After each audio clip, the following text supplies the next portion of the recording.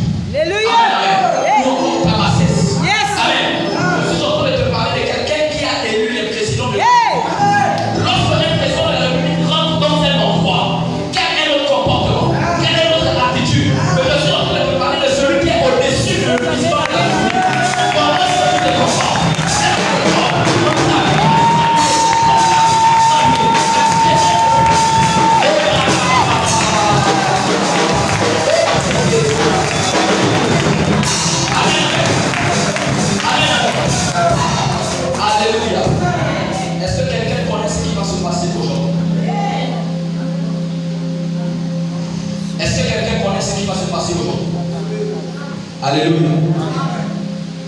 Vous savez, en ce jour de Pentecôte, c'est un mémorial. Amen. C'est un souvenir. Nous voulons nous remémorer de cet événement. Nous voulons retourner à Jérusalem.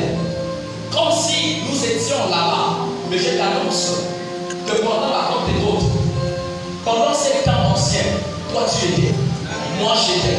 Amen, amen.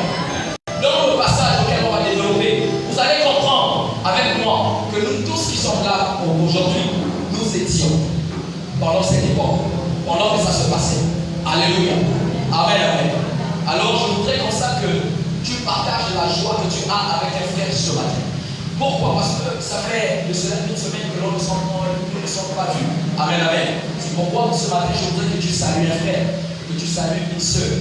Dans le même élan, tu essaies de proclamer des paroles de bénédiction dans la vie de ton frère et dans la vie de ta soeur. Alléluia. Amen, amen. Nous ne sommes pas dans cet endroit de deuil, nous sommes dans cet endroit de joie, dans cet climat de joie. Amen, amen. Alors pendant que tu salues ton voisin, tu proclames des paroles de bénédiction.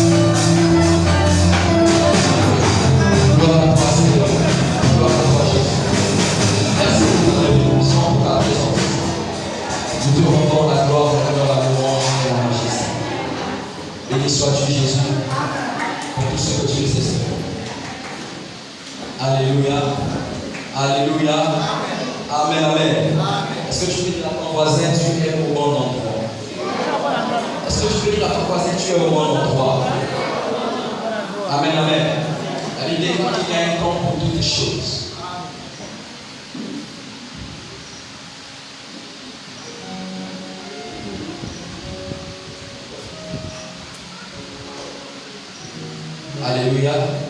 La Bible déclare qu'il y a un temps pour toutes choses. Amen. Alors je vous salue dans le beau et précieux nom de Jésus-Christ de Nazareth. Amen. Je suis l'ancien rabbin du Togo humain et j'interviens au milieu de cela plusieurs années. Amen, amen. Dieu, par le travail de son serviteur, a choisi que ce soit moi qui puisse transmettre le message. Du moins, c'est l'oracle venu du ciel ce matin. Amen, amen.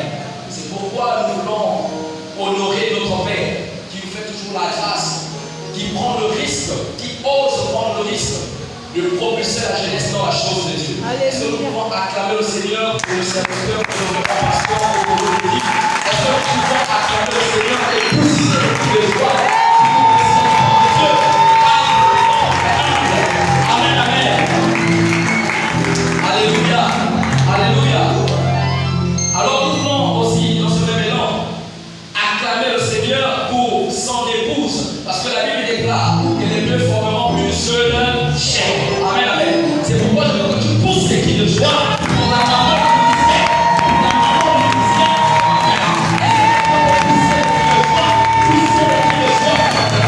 Alléluia. Amen, amen. Alléluia. Je ne saurais commencer mon speech, du moins mon serment, sans présenter ici un couple. Quelqu'un dit un couple. Quelqu'un dit un couple. Alléluia. Quand je vois ce couple, ça me rappelle un frère. Quelqu'un dit avec moi un frère. Quelqu'un dit avec moi un frère. Et ce frère nous amenait dans la louange. Ce frère nous disait, je suis la tête et non la queue. Je suis en haut et non en bas. Je suis devant, je suis devant. Alléluia. Je suis devant et devant, devant et je suis devant et amen, amen. Est-ce que nous pouvons ovationner les parents de notre frère chantre célèbre? Est-ce que nous pouvons acclamer le Seigneur du papa, les parents, les jeunes, afin de ovationner, pour acclamer le Seigneur? Nous sommes merveilleux couple, nous sommes merveilleux couple, que le Seigneur acclame quelle grosse visite ce matin. Amen, amen. Qui se rappelle le frère célèbre ici? Amen, amen. C'est le frère de l'ambiance. Amen. Voici l'origine, voici la source Abba, le papa de notre frère Chélet, qui est allé en déplacement. Amen, amen. Alléluia. C'est un privilège, c'est une grâce pour nous de recevoir ce merveilleux couple. Amen. Amen. Avec notre maman, que le Seigneur vous bénisse davantage pour votre visite en ces lieux au nom de Jésus. Amen. Alléluia. Waouh. Quelqu'un dit avec moi, waouh. Wow. Quelqu'un dit waouh. Wow. Nous sommes dans un jour très particulier, c'est un jour de fête. Amen.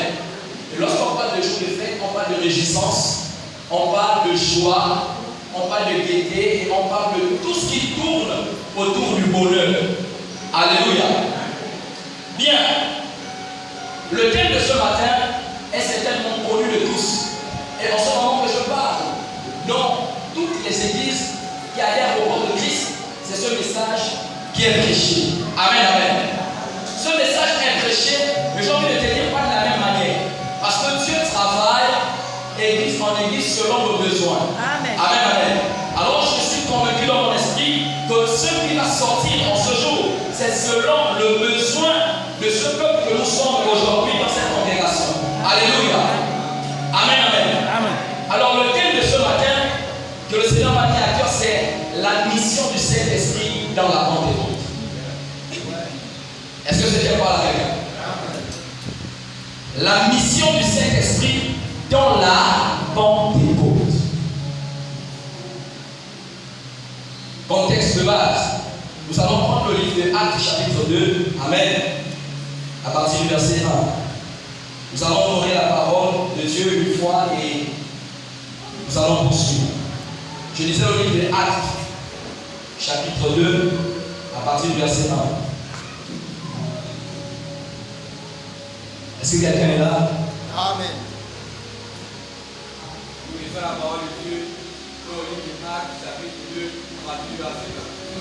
Le jour de la Pentecôte. Le jour de la Pentecôte. Amen, amen. Retenons cette partie. Le jour de la Pentecôte. Qu'est-ce qui s'est passé le jour de la Pentecôte? Ils étaient tous ensemble, dans le même lieu. Tout à coup, il fait du ciel un bruit, comme celui d'un vent impétueux. Et il remplit toute la maison où il était assis. Verset 3. Des anges, des langages, semblables à des lampes de feu, leur apparurent, séparés les unes des autres, et se posèrent sur chacun d'eux, alors qu'ils recevaient un parfum d'esprit. Ils furent tous remplis du Saint-Esprit et se mirent à parler en autre langue, selon que l'Esprit leur donnait de s'exprimer. Amen, amen. Acclame la parole de Dieu ce matin. Alors tu peux convenablement t'asseoir. Je t'annonce que pendant que tu t'assois sur la toiture de tes ennemis. Amen, amen. Pendant que tu t'assois, la toiture de la maison de tes ennemis se casse au nom de Jésus-Christ de Nazareth. Celui qui croit à cela, la chose arrive dans sa vie. Amen, amen. Alléluia. Nous ne pouvons pas vivre sans des ennemis. C'est clair que nous avons des ennemis. Mais je t'annonce que la manière que tu t'assois ce matin casse la toiture de la maison de tes ennemis. Ça voudrait dire quoi? Que ton poids enlève la protection de ces ennemis. Amen, amen. Alors, nous voulons retenir une chose. Je voudrais que pendant ce message, quelqu'un rentre à la maison avec une idée réelle de la mission du Saint-Esprit pendant le jour de la Pentecôte. Vous allez constater avec moi que pendant que je suis en train de parler, il y a deux choses qui ressortent. La première chose qui sort, c'est quoi? C'est le jour de la Pentecôte. Et lorsqu'on parle du jour de la Pentecôte, à côté, on parle de quoi? On parle de la mission du Saint-Esprit. Autrement dit, on parle de la venue du Saint-Esprit. Ça voudrait dire quoi? Ça voudrait déjà dire que la Pentecôte n'est pas l'effusion du Saint-Esprit. Alléluia. La Pentecôte n'est pas la descente du Saint-Esprit. Est-ce que je parle à quelqu'un? Amen. Tu vas comprendre au fur et à mesure. Alléluia. La Bible déclare que soyez transformés par le renouvellement de l'intelligence. L'intelligence de quelqu'un s'ouvre ce matin au nom puissant de Jésus-Christ. Tu vas comprendre une chose. La Pentecôte n'est pas l'effusion du Saint-Esprit. La Pentecôte n'est pas la descente du Saint-Esprit. Mais c'est le jour de la Pentecôte que le Saint-Esprit est descendu. Est-ce que quelqu'un voit la nuance? Est-ce que quelqu'un voit la nuance? La Pentecôte a une signification. Est-ce qu'on comprend une chose? Alléluia.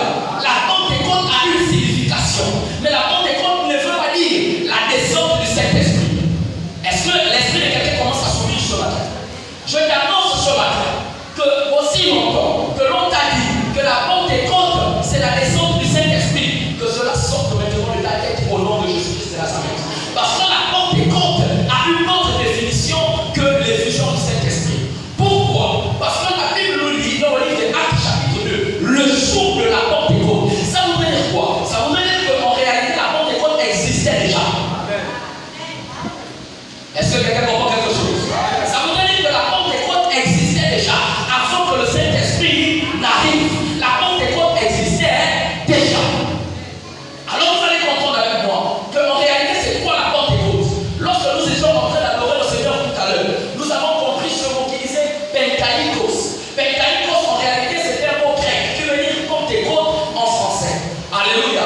Alors la Pentecôte c'est quoi? Est-ce que quelqu'un peut ouvrir le livre de Exode chapitre 34 à partir du verset 22?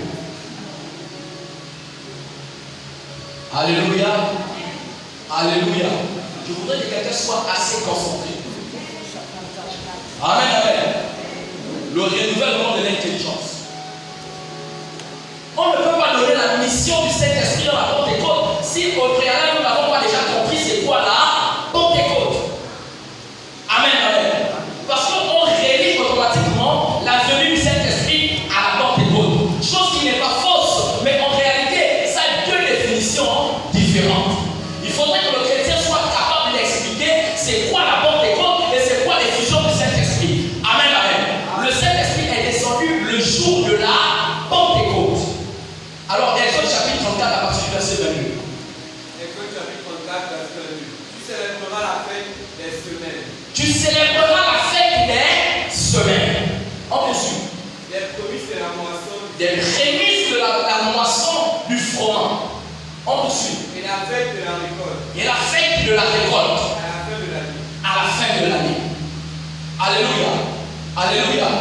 Qu'est-ce que Dieu est en train de dire? Souvenons-nous qu'il y a de cela 50 jours. Amen, amen. Nous étions ici et nous avons prêché sur la Pâque.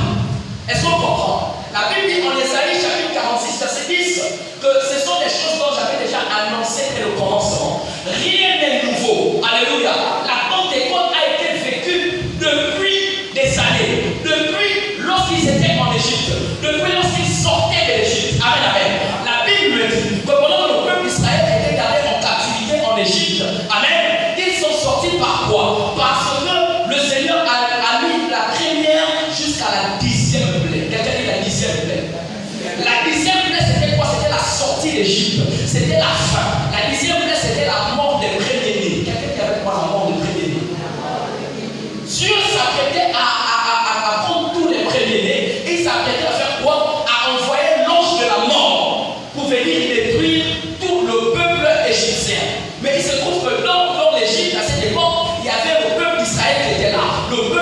l'intervention de Dieu. Et Dieu va dire quoi? Dieu va dire à Moïse pendant ce temps que tu dois prendre un anneau. Amen, amen. Et tu vas le sacrifier au 14e jour. Et tout ce qu'on a dit, on va immoler. Pourquoi? Pour qu'après on prenne le sang et on vienne mettre sur les linteaux. Que lorsque l'ange de la mort va passer, il va passer outre. Nous, on a dit que Pâques veut dire Pessa. Pessa qui veut dire le passage. Le passage de quoi? Le passage de l'ange de la mort. Quiconque avait mis le sang sur son linteau. Amen, amen. L'ange de la mort ne pouvait pas s'arrêter dans sa maison pour frapper. Amen, amen. Alors la Bible me dit que lorsqu'ils vont partir, lorsqu'ils vont sortir d'Égypte, il y a quelque chose qui va se passer. La chose qui va se passer, c'est quoi? C'est que Moïse va aller chercher ce qu'on appelle la table de la loi. Amen, amen. Dieu leur dit que lorsque vous êtes sortis, lorsque vous sortez maintenant de l'Égypte, il va falloir que vous fassiez des fêtes, ou du moins une fête. Quelle est cette fête? C'est la fête des semaines.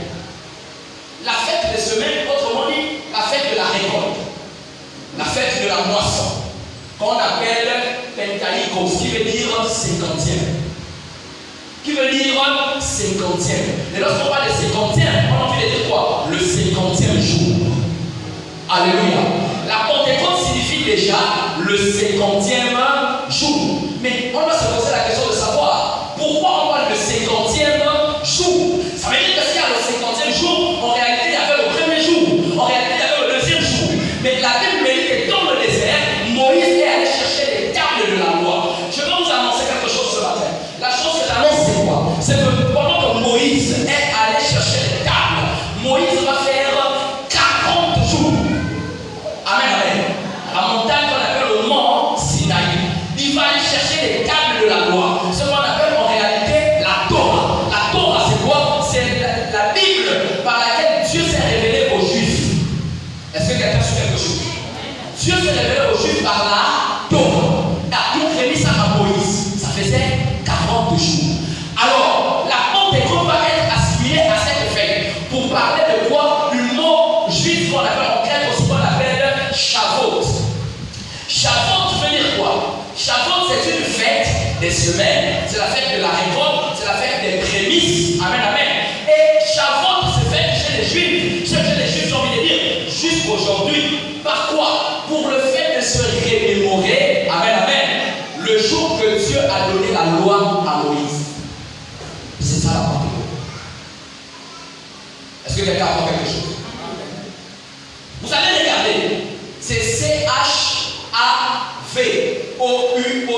Shavuot. Jusqu'aujourd'hui, ça existe. Donc c'était une fête juive. Alléluia. C'était une fête juive qui, à chaque fois que la période là arrivait, eux devaient se rappeler que, oh, c'était ce jour-là que nous sortions de l'Égypte. Et lorsque nous sommes sortis de l'Égypte, au 40e jour, Dieu a donné la table de la loi, ce qu'on appelle la Torah. Donc pour eux, c'est quoi? C'est un anniversaire de la Torah. Ils se rappellent que pendant ce jour que Dieu nous avait fait sortir de l'Égypte, au 40e jour, il nous avait remis la loi. Et pourquoi? Parce qu'un pays ne peut pas exister sans loi. Amen, amen. Sinon tout le monde peut faire comme dans la cour du roi Péto. Alléluia. C'est pour dire quoi? C'est pour dire qu'en réalité, l'origine même du mot Pentaïkos, qui veut dire 50e, l'origine même du mot Pentecôte en français, en réalité, ils sont l'origine de quoi? Du mot Shavuot. Shavuot qui veut dire la fête des semaines, la fête de la récolte, la fête de la moisson et le remémorial, alléluia, du jour que Dieu a remis la loi à Moïse. Est-ce que quelqu'un suit? Est-ce que quelqu'un suit? Alors vous allez comprendre avec moi. La question qu'il faut se poser maintenant, pour tomber dans le thème de ce matin, c'est alors pourquoi le Saint-Esprit est-il descendu ce jour? Pourquoi c'est le jour-là que le Saint-Esprit a-t-il choisi pour descendre? Pourquoi il a choisi ce jour? C'est la question que je me suis posée. Donc pendant que je méditais, je dis mais pourquoi le Saint-Esprit a-t-il attendu le 50e jour pour pouvoir descendre? Alors pourquoi on dit 50 jours? Parce que Jésus demande aux disciples de rester dans la chambre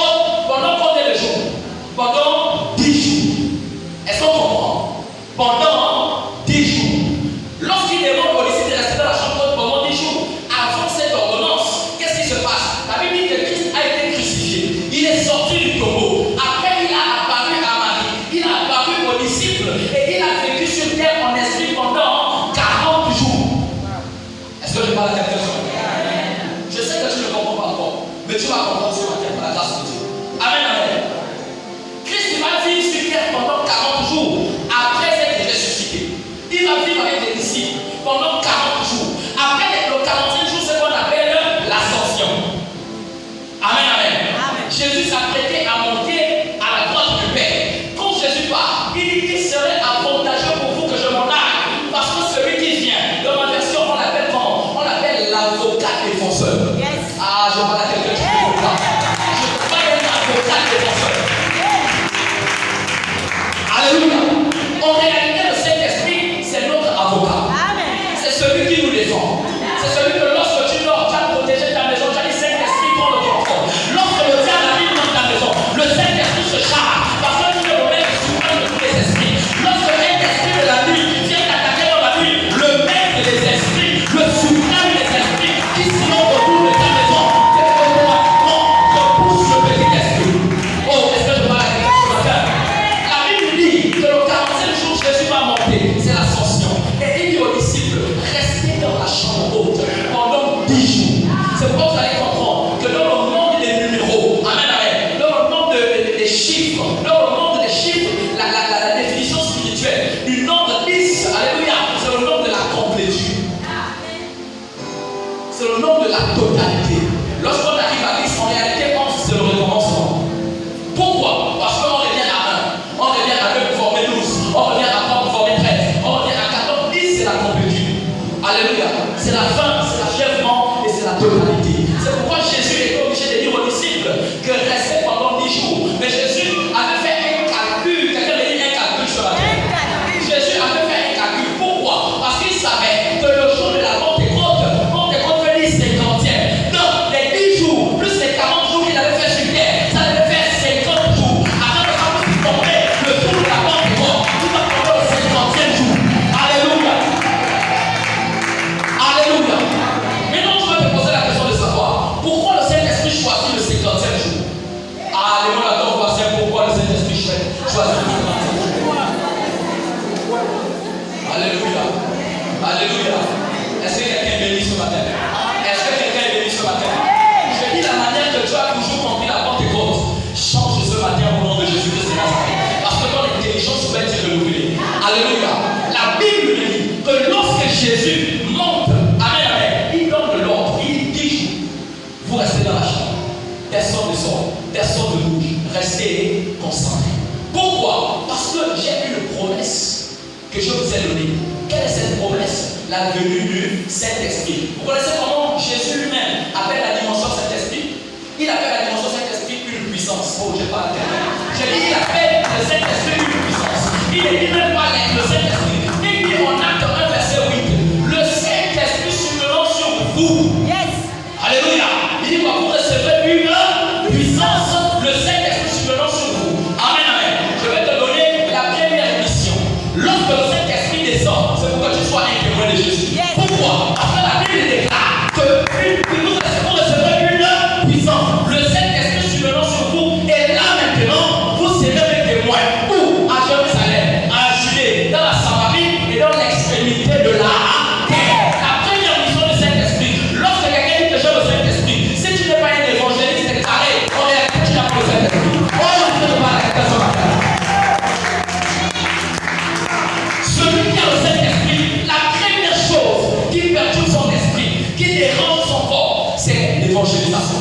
Pourquoi? Parce que Jésus donnait le Saint-Esprit pour être un témoin de Jésus. Non, tant que tu n'es pas témoin de Jésus, je crains que tu dises aux gens,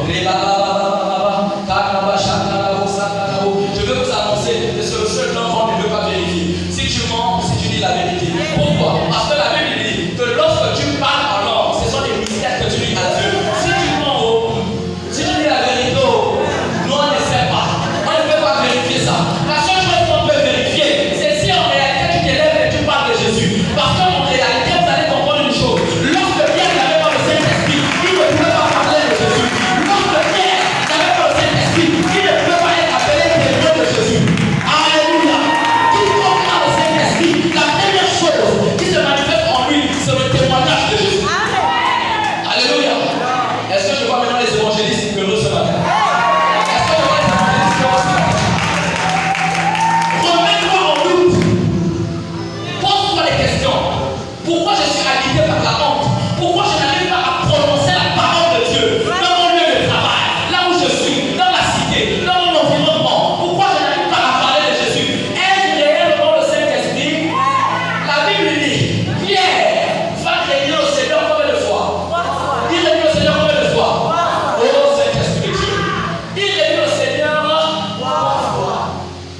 vous allez comprendre une chose. Est-ce que quelqu'un est là? Est-ce que quelqu'un de Seigneur?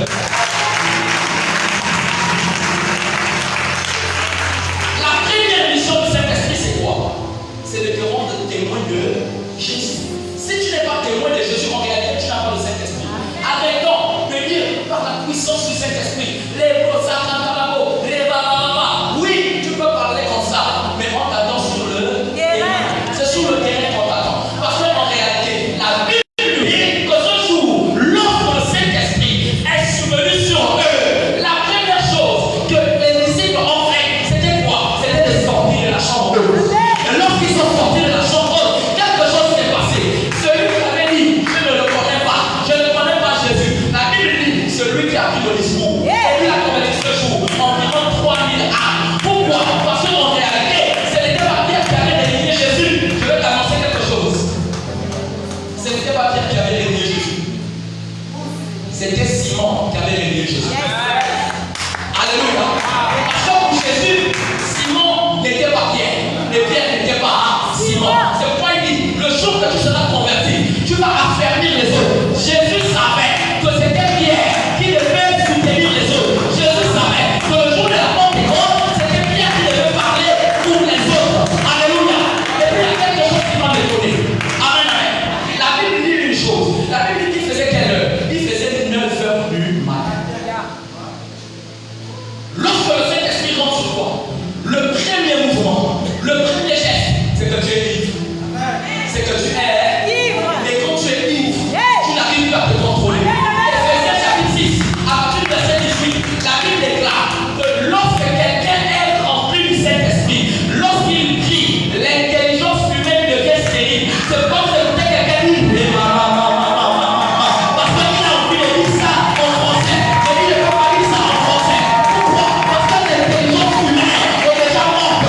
L'intelligence humaine devient stérile. L'intelligence humaine devient stérile. Alléluia.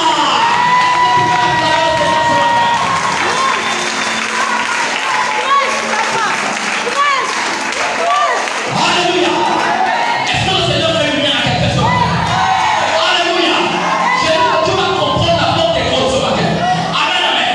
La Bible déclare que lorsque quelqu'un est rempli du Saint-Esprit, l'intelligence humaine se tait. Elle devient stérile.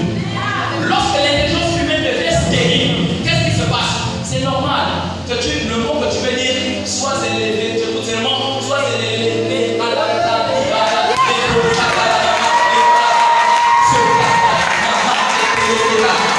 Pourquoi?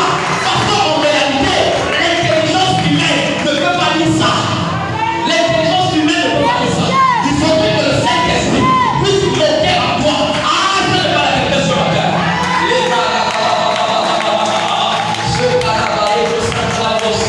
Je dis à quelqu'un qui souffre de lui parler en langue depuis longtemps, le Saint-Esprit vient sur toi ce matin.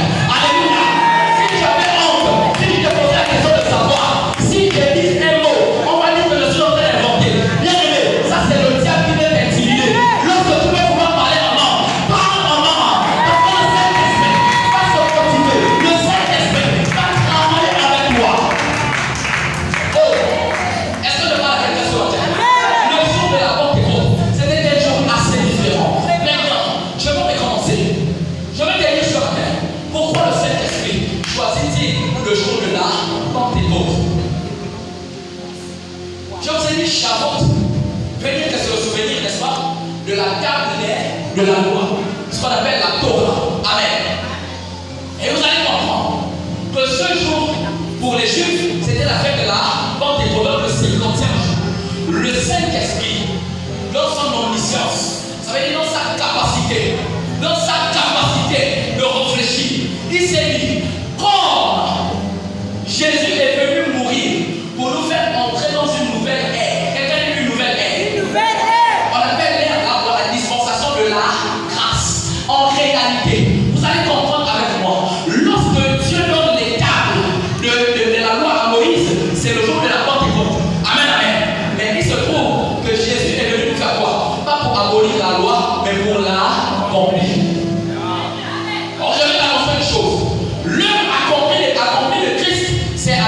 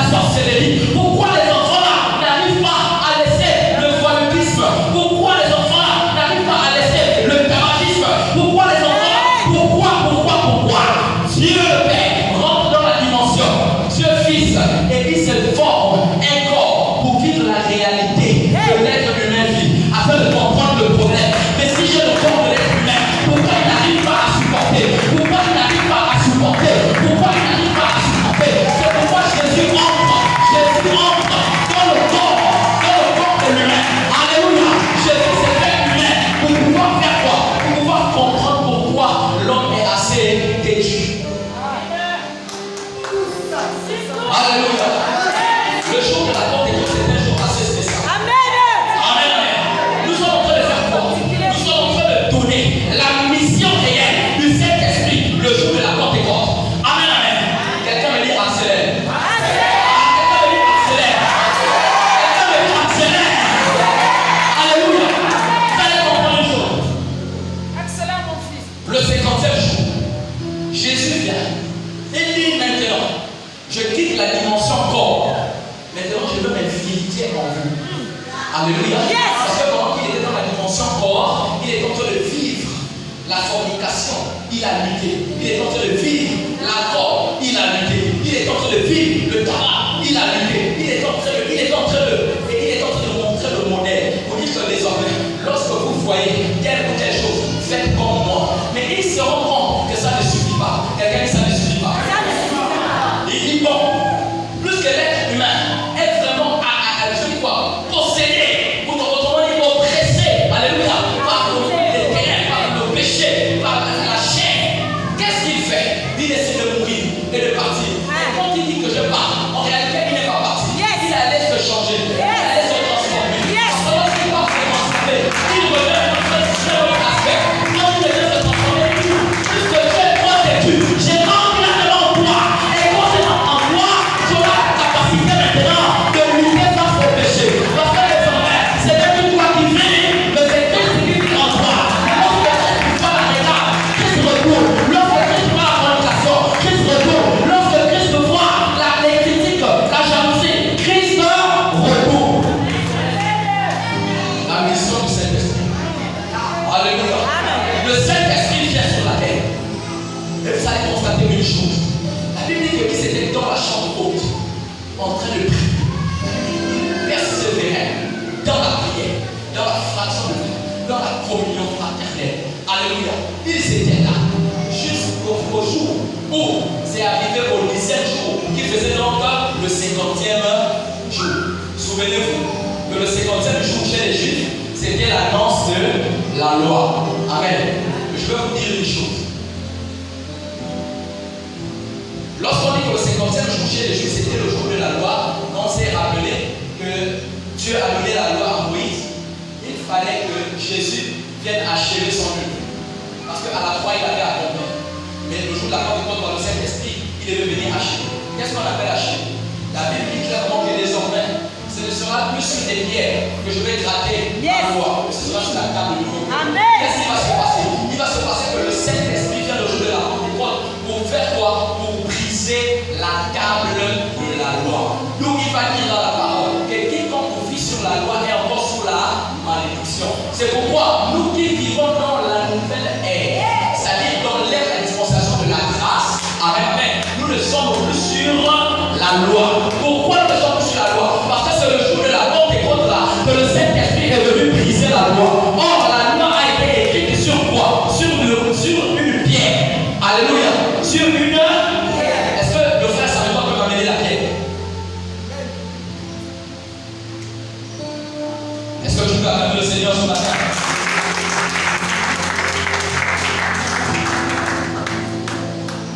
Voici ce qui va se passer. Moïse entre, il monte sur le mont Sinaï. Lorsqu'il arrive sur le mont Sinaï, le Seigneur, Dieu le Père, dans sa divinité, fait quoi? Il lui remet les tables de la loi. Tu ne voleras pas, tu ne feras pas ceci, tu ne prendras pas la femme de ton voisin, tu ne feras pas ceci, tu ne feras pas cela, tu ne feras pas. Amen. Jésus se rend compte dans la dimension de la parole que c'est trop difficile pour l'homme. Amen. Il s'est dit qu'il est venu montrer l'exemple à l'homme. L'homme n'a pas pu supporter. Il a dit bon, maintenant, vous allez recevoir une puissance. Saint-Esprit va venir sur vous. Et c'est pourquoi Corinthiens va dire que ne savons pas que votre corps est le temple du Saint-Esprit. En vérité, là où nous sommes, nous transportons le Saint-Esprit. Alléluia. Amen. Alléluia. Amen. Et lorsqu'on t'envoie le Saint-Esprit, on est quoi? On est témoin de Jésus. Amen. Alors ça veut dire quoi? Que les Juifs se rappellent de cette pierre. Et puis une fête en faveur de ça. Est-ce qu'on comprend? Mais plus que Jésus est déjà venu mourir, qu'est-ce que Jésus veut faire? Jésus veut casser la pierre. Je veux vous dire une chose. La Bible dit que, en Exode, je veux regarder le verset que je vous donne, et vous allez comprendre une chose, que Dieu écrit la loi sur le caillou avec son doigt. Amen. La Bible dit que Dieu a écrit la loi sur les pierres avec son doigt. Amen, amen. Et il donne la carnet de la loi à Moïse. Jésus est déjà passé par la croix. Il a déjà souffert. Il a déjà accompli. Mais il manque l'achèvement. Il doit maintenant achever toute la loi. Amen. Qu'est-ce qui va se passer? Je veux vous dire, en science, il est dit clairement que la roche mère, ce qu'on appelle la roche mère, c'est quoi? C'est la pierre. Amen. Dieu a écrit sur la avec le doigt. Amen. Qu'est-ce qui va se passer? Il va se passer que le jour de la Pentecôte, que le Saint-Esprit a choisi de descendre pour venir briser la loi, venir achever la loi, le Saint-Esprit vient faire quoi? Il vient briser ça. Comment? Pourquoi je le dis? Parce que vous voyez les deux pierres.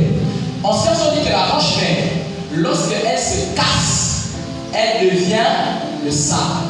Amen, amen. Regardez ce qui se passe. Voici la roche mère. Le Saint-Esprit vient pour travailler. Mais voici ce qui se passe. Est-ce qu'on voit le sable? Est-ce qu'on voit le sable? Alléluia. Maintenant, on voit le sable, n'est-ce pas? Et vous allez vous souvenir avec moi de la femme adultérienne. Lorsqu'on a attrapé en flagrant délit, on a caché l'homme. Parce que l'adultère ne se passe pas seul. On le fait par le nu. Amen, amen. On a pris la femme et on l'a déposée. Alléluia. Quand Jésus arrive, il faut lui poser la question. Voici ce que la loi de Moïse dit. Quiconque on attrape en flagrant délit d'adultère doit être lapidé. Ça, c'est la loi de Moïse. C'est la loi de Moïse. Écrite par le doigt de. Qu'est-ce qui va se passer ce jour? La Bible le dit clairement que Jésus, on pose la question à Jésus. Maintenant, qu'est-ce qu'il faut faire? La Bible dit qu'il répondit par le silence. Ensuite, il est descendu. Et lorsqu'il descend, la Bible dit qu'il prend son doigt, il cuit sur le sable. Qu'est-ce que j'ai envie de dire? Qu'en vérité, la loi venait d'être brisée. Pourquoi? Parce que quand la loi venait d'être brisée, elle est déjà le sable. C'est pourquoi Jésus, dans le verset, a écrit sur le sable. La Bible dit clairement que Jésus prend le doigt. Donc c'est le même doigt là. Puisque dans la dimension de Jésus, il était Dieu, il récupère le même. Il reprend le même doigt de Dieu. Puisqu'il est Dieu sur terre. Il est Dieu pour changer. Il est Dieu pour ne pas te condamner. Là où la loi t'avait condamné, Jésus vient pour te délivrer. Jésus vient écrit sur le sable. Jésus vient écrit sur le sable.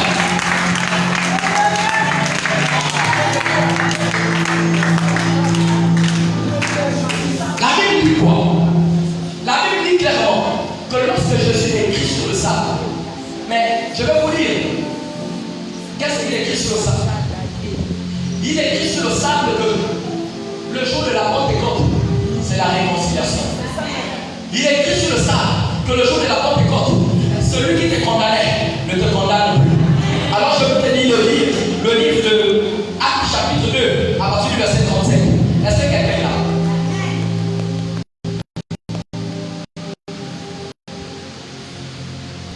Actes chapitre 2, verset 37. Vous allez comprendre. La Bible dit clairement que Jésus descend. Il reprend le même doigt de Dieu.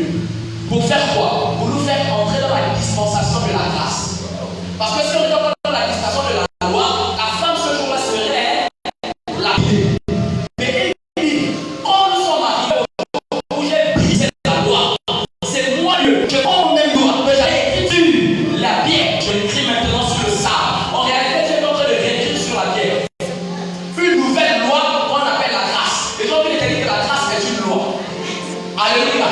Parce que la loi, c'est une. Je veux dire quoi? C'est un norme. Alors, dans la grâce, on dit quoi? On dit qu'on ne condamne pas parce qu'ils sont appelés au trône de la miséricorde. Donc, il est en train de dire à la femme adultérienne que plus que le jour de la Pentecôte là, eux, ils se rappellent de la loi. J'envoie mon esprit aussi le même jour de la Pentecôte, au 50e jour, pour annuler cette ancienne loi et j'écris une nouvelle loi. Maintenant, c'est sur la pierre, mais c'est sur le sable. C'est sur la pierre, mais sur notre forme. Celui qui te condamnait ne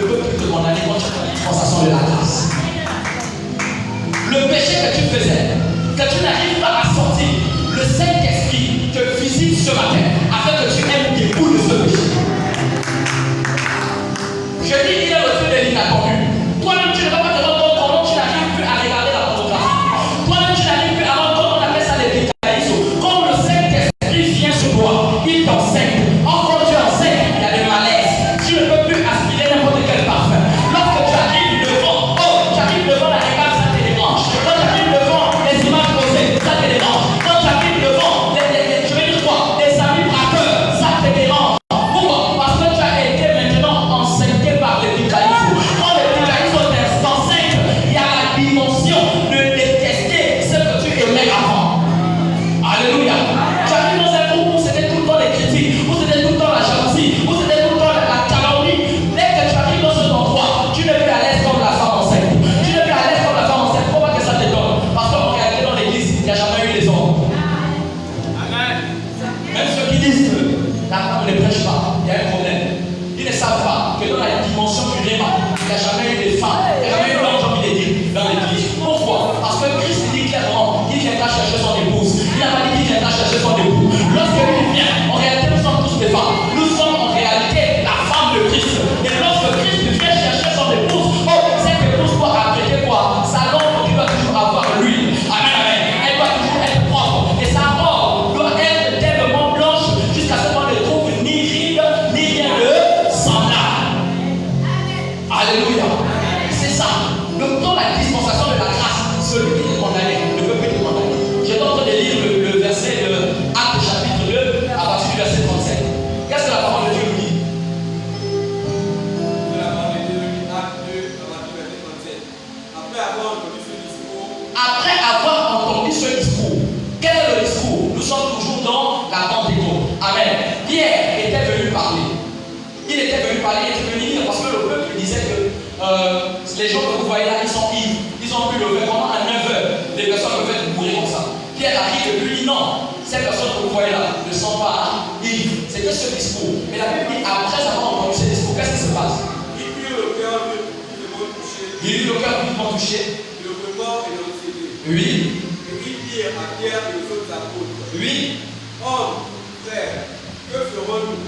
C'est dans le livre de Actes chapitre 2, verset 37. Ok. Je veux prendre le verset qui nous dit, je veux regarder, je vous donne, le verset qui nous dit que Pierre dit clairement qu'il vous l'avez renié. Pierre s'exempte. Amen. Essayez de regarder ça. Vous l'avez renié. Pierre dit maintenant que ce sont les autres qui ont renié Jésus. Est-ce que vous vous rendez compte que Pierre aussi vraiment qui a renié Jésus? Qui a renié Jésus? Le jour là qui a renié Jésus, lorsqu'on est venu poser la question à Pierre, il a dit quoi? Je ne connais pas, même entendu parler. Rien. Est-ce qu'on comprend une chose? Mais je peux t'annoncer que oui, c'était Simon avec la main. Mais comprenez une chose, lorsque Pierre est maintenant rempli du Saint-Esprit, il accuse les autres. Il dit, vous l'avez renié. Ça veut dire que Pierre oublie son histoire. Automatiquement, il oublie son histoire. Mais je peux te dire pourquoi Pierre oublie son histoire. Parce que lorsque une personne accepte Jésus, lorsqu'une personne se convertit à Jésus, elle devient une nouvelle créature. Les choses anciennes sont passées. Toutes choses deviennent nouvelles. La Bible parle de la mentalité spirituelle qui change. Donc, en réalité, c'est pas que l'ancien humain n'est pas pu venir au milieu pour dire que sa vie a changé. Non, c'est la mentalité qui a changé. En réalité, Pierre souffrait de l'Alzheimer. L'esprit de Pierre souffrait maintenant de l'Alzheimer parce qu'il n'était pas, en fait, il ne se rappelait pas de ce qu'il avait dit. En fait, c'était même pas lui. Parce qu'à cette époque, en réalité, il n'était pas converti. La Bible dit que quand tu seras converti, tu vas affermir les. Alléluia. C'est pourquoi je veux vous dire une chose. Ce n'est pas parce qu'on a plongé dans le baptême des eaux qu'on est converti. Alléluia. La conversion dépend que le Saint-Esprit entre en nous. C'est ce que Jésus dit à Nicodème. Il dit à Nicodème, clairement quoi? Il faudrait que tu naisses de nouveau. Pourquoi? Par le canal du Saint-Esprit. Alléluia. Il faut être né d'eau et d'esprit pour acquérir le royaume des cieux. Amen, amen. Alléluia. Alléluia. Donc la contemplation du Saint-Esprit pendant la Pentecôte, c'était de venir nous rendre des témoins de Jésus. Premièrement. Deuxièmement, le Saint-Esprit vient pour faire quoi? Il vient pour accomplir la promesse que Joël avait prophétisé. Est-ce qu'on comprend? En Actes chapitre 2, verset 15, la Bible nous dit clairement que Pierre vient devant le peuple et puis il dit, tout ce que vous voyez là, c'est la première partie de la prophétie que Joël avait donnée. Il avait dit dans les derniers temps, je reprendrai de mon esprit sur toute chair. Mais écoutez ça, je me suis posé la question de savoir. Si on dit que ça c'est la première partie, ça veut dire qu'en réalité il y a une deuxième. Alléluia. Et la deuxième partie c'est quoi? C'est quand nous serons dans les derniers. Quand nous serons dans les derniers, alors que le livre de 2 Timothée nous dit clairement que les derniers temps, quels sont les signes qu'on observe dans les derniers temps? Les enfants seront rebelles aux parents. Amen, amen. Les gens seront amis d'argent. Les gens seront orgueilleux. Ça veut dire, la Bible dit qu'ils vont prendre leurs oreilles et ils vont détourner d'écouter la vérité, mais ils vont aller écouter les femmes. Donc, on va rentrer dans les églises, on va te dire que je vais me marier, je veux avoir ceci, tu auras ceci, tu auras cela. La Bible dit qu'on reconnaîtrait en réalité leurs fruits, nous les a par leurs fruits. Amen, amen. La Bible nous annonce que les temps difficiles, que dans les derniers temps, pour avoir l'annonce, on va dire quoi? Le signe qui va montrer que nous sommes des gens des derniers temps, c'est quand les enfants seront orgueilleux. C'est quand les gens vont tuer les autres pour de l'argent. Maintenant, la question que je me suis posée, est-ce qu'on ne voit pas ces signes aujourd'hui? Amen, amen. On voit ces signes aujourd'hui, oui ou non? Et lorsqu'on voit ces signes, ça veut dire quoi? Ça veut dire qu'en réalité, on n'est plus dans la première partie, on est maintenant dans la deuxième partie de la prophétie de Joël. Or, dans la deuxième partie de la prophétie de Joël, la Bible dit, les jeunes gens feront quoi? Ils prophétiseront. Amen. Les vieillards auront des songes. Et vos jeunes auront des visions. En réalité, lorsqu'on parle de vision, on parle de quelque chose qu'on peut projeter. Amen. Je décrète que je déclare ce matin. Le songe, vous écoutez, le songe, c'est quelqu'un qui a la capacité de voir mais qui ne peut plus faire. Mais j'ai dit clairement que le songe, un jeune, lorsque tu es jeune, et que tu dis que j'ai fait un songe, tu es en erreur. Parce que le songe, c'est pas pour toi. Le songe, c'est pour le vieillard. Mais je vais t'annoncer une chose. Ce que le vieillard n'a pas pu accomplir, ce que ton père n'a pas pu accomplir, je décrète et je déclare. De la même manière qu'Abraham a pu accomplir ce que Terach n'a pas pu accomplir, toi, tu accomplis cela au nom de Jésus. C'est là parce que ton père avait arrêté le niveau scolaire en classe de 5e, que tu vas t'arrêter au sein 5e. Lorsque tu es jeune, tu as la vision. Tu peux réaliser la vision que ton père avait. Parce que pour ton père, ça devient un songe. Mais pour toi, c'est une vision.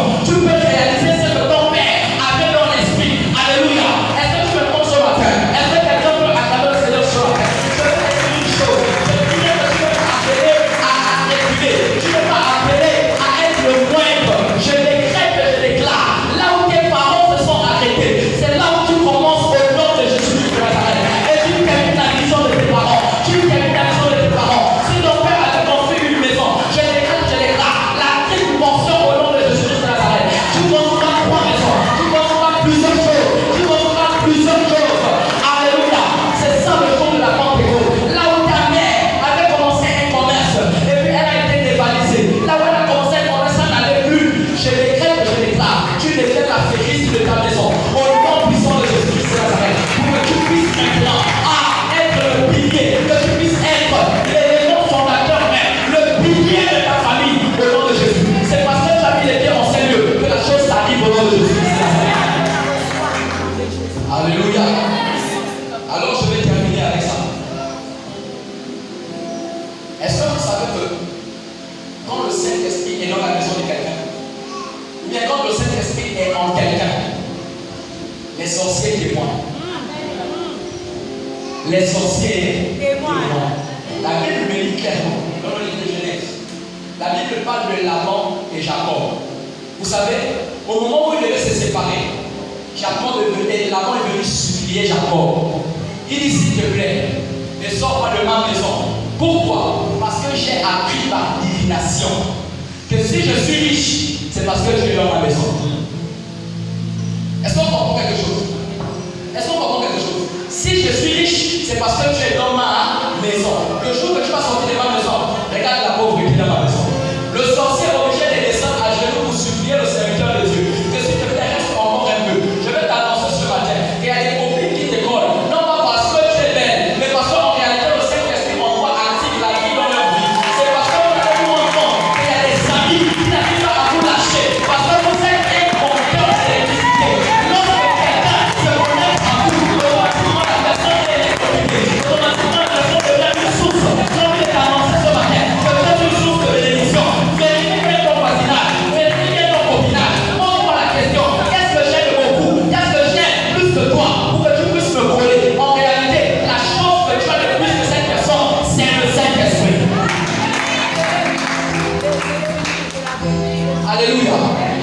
des personnes comme ça. Où tu regardes, le gars qui ne travaille pas, il n'a pas d'argent, il souffre, il n'a rien. Alléluia. Mais vous voyez comment la jeune féminine court. Qu'est-ce qu'elle a vu dans la personne? En réalité, c'est la puissance du Saint-Esprit qui active. L'onction active, que ce soit les ondes négatives ou les ondes positives. Parce que lorsque Dieu veut bénir, il ne regarde pas le bon et le méchant, il envoie sa pluie. La pluie tombe dans le champ du méchant, la pluie tombe dans le champ du gentil, du moins du bon. Alléluia. Je t'ai dit, fais attention maintenant. Apprends à partir d'aujourd'hui que les démons peuvent supplier, peuvent te supplier. Il y a des personnes même que le bailleur refuse de vous quitter le quartier. Il te dit, s'il te plaît, je peux même te donner même 3 mois cadeau, ne paye pas. Pourquoi? Parce qu'il s'est rendu compte que depuis que tu as mis les pieds dans sa boue, les autres locataires sont pas. Alléluia. En réalité, tu payes même le loyer. C'est toi qui motive les autres locataires. Comme toi, ça est ton locataire. Et le bailleur est tellement content que il sait que le jour que toi tu vas partir, sa richesse est finie. J'annonce ce matin que je déclare que tu sois une source de bénédiction. Au nom de Jésus. C'est ça que je veux raconter. Amen. Alors le jour de la Pentecôte, on fait quoi? On offre les prémices. Si on dit qu'on va fêter la Pentecôte, je peux vous annoncer que la Pentecôte peut se fêter tous les jours. On peut avoir le 50e jour tous les jours. Pourquoi? Parce que la Pentecôte, c'est le jour qu'on offre les prémices. Or, prémices veut dire premier. Est-ce qu'on comprend? Premier. Les Juifs faisaient quoi? Ils venaient offrir à Dieu leurs prémices. Les prémices de quoi? De ce que ils avaient déjà planté. Alléluia.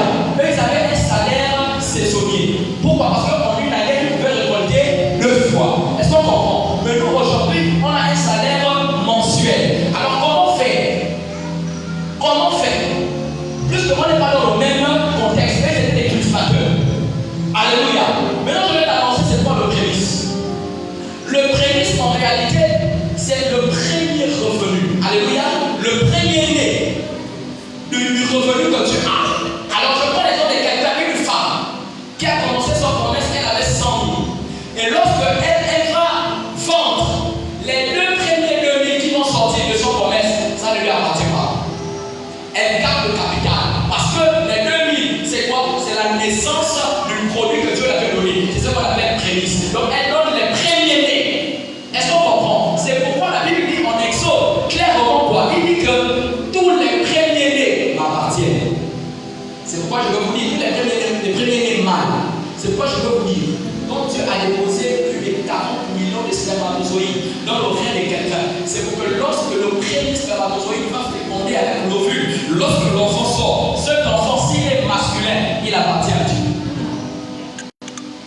Alléluia. Nous avons l'exemple de Anne. Lorsque Samuel est né, consacré, la Bible dit en Exode, alléluia, que tous les premiers-nés doivent m'appartenir. On est dans le nombre 13. Dieu dit tous les premiers-nés m'appartiennent. Bien aimé, la Pentecôte va vous dire que si tu avais fait erreur, tu as la possibilité de récadrer ton premier enfant et de lui donner aussi, de lui donner au Seigneur. Amen, amen. Le premier, c'est la première chose qui sort de toi. C'est pourquoi Dieu, il encourage l'entrepreneuriat. Lorsque tu as été maintenant dans, je vais dire quoi, l'acquisition de ton gain mensuel. Alléluia. Si tu prends tout le gain, tu donnes, ça veut dire que tu as donné le capital. Comment est-ce que tu vas vivre? La Bible dit ne devez à personne. Ne devez rien à personne. En réalité, tu vas développer une activité automatiquement.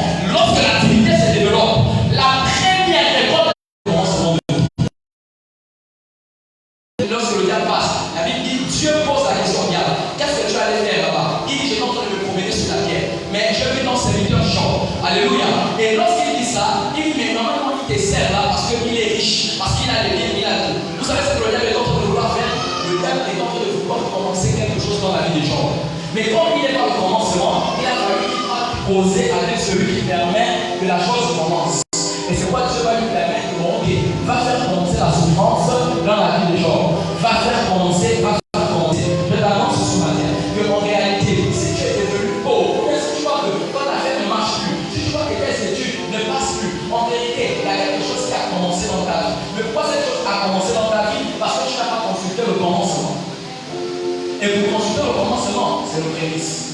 Amen. Le dimanche, on ne travaille pas. Non. La première pensée, lorsqu'on te donne une chose, même l'argent, la première chose que tu dois faire, c'est de faire quoi? C'est de penser à Dieu avant. Avant de penser à ton taxi, c'est de penser à Dieu. Vous allez voir qu'aujourd'hui, les gens peuvent payer la Bible. Payer la Bible. En réalité, on ne paye pas la Bible. On donne la Bible. Amen. Amen.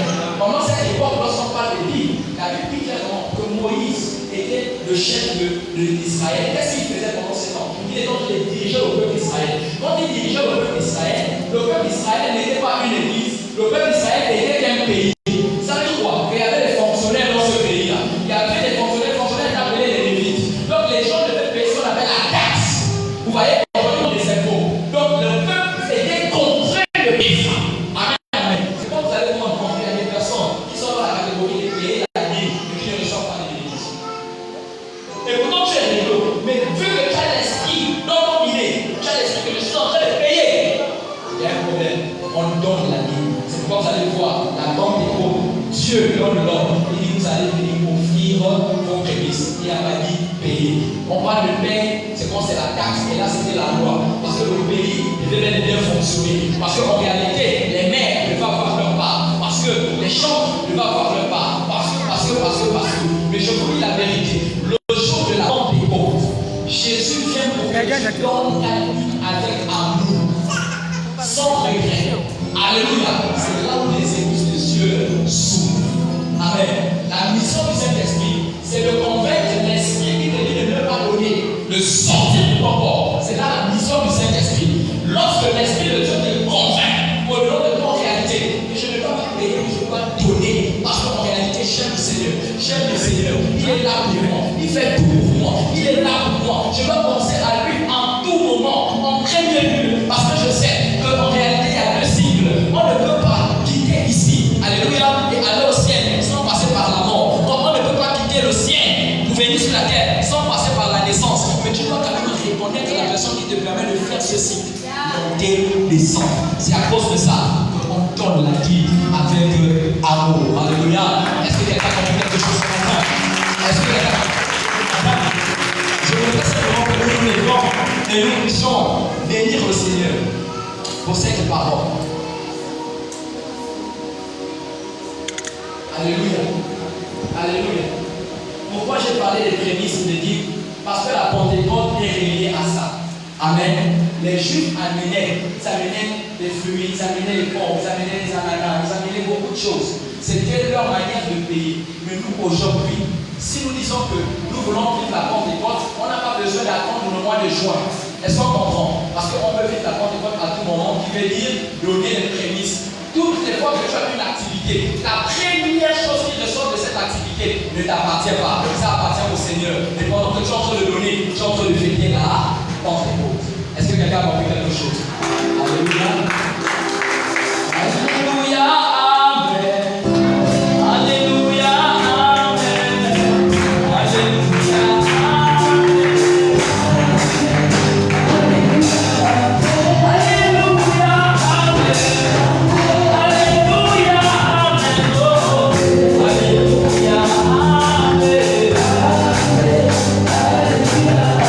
Oh, alléluia, amen.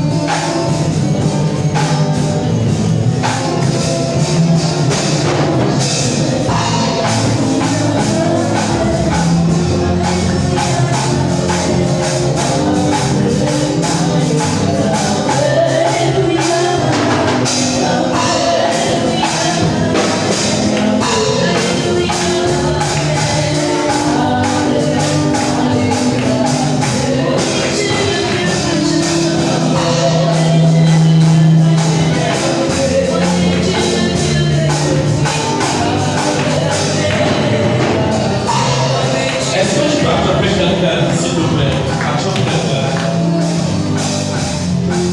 Est-ce que je peux attraper quelqu'un avec le lever?